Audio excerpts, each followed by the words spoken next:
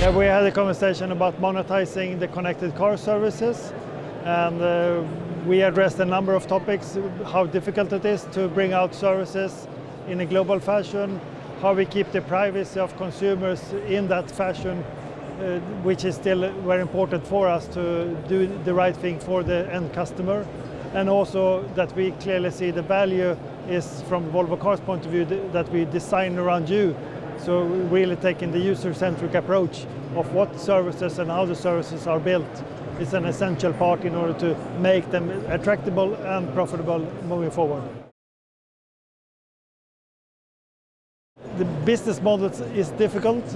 We are a car brand, so we produce cars and sell cars as of today.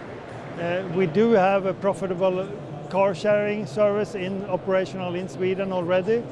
And that's spread all over Sweden, so we clearly have understanding of other business models and how they can be added on to what we already do, and that together with all others are exploring to continue that path of exploring different kind of ways forward.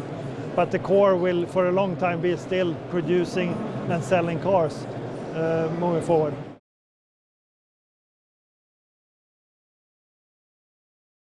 It's an interesting area, and we have launched a program where London is part of that, China is part of that, and Sweden is part of that, where we, starting next year, 2017, we launch 100 cars in each of those places for consumers to own and drive an autonomous car.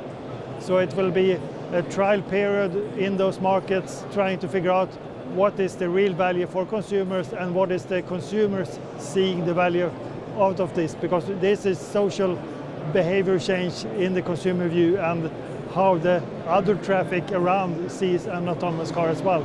So it's a really proof point, setting direction for the future, doing those pilots in those kind of markets for us.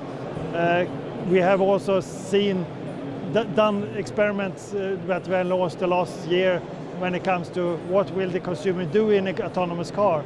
Will they sleep or will they do Netflix? We have a concept which we call Concept 26, which is all about the commute story of 26 minutes normal commute time. What do you do in those 26 minutes? Is that a TV show, or is it reading a book or doing some work? And how is the environment in the car changing in order to provide that functionality that you need in the future when the car takes care of the driving for you? It's a simplistic thing, I would say. The real challenge for us as an OEM is really to make the car attractive over the lifetime of the car.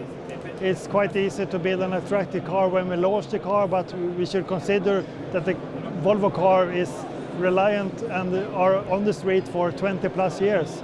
And there are many owners going to buy the car as a used car. It's a second and third and fourth owner. And we need to make sure that in the digital space that a 7-year-old smartphone is still attractive for the new consumer. So it's not that simple to say that it's a smartphone on wheels, it's something else. But still, the attractiveness of a Volvo car needs to be there in the digital space.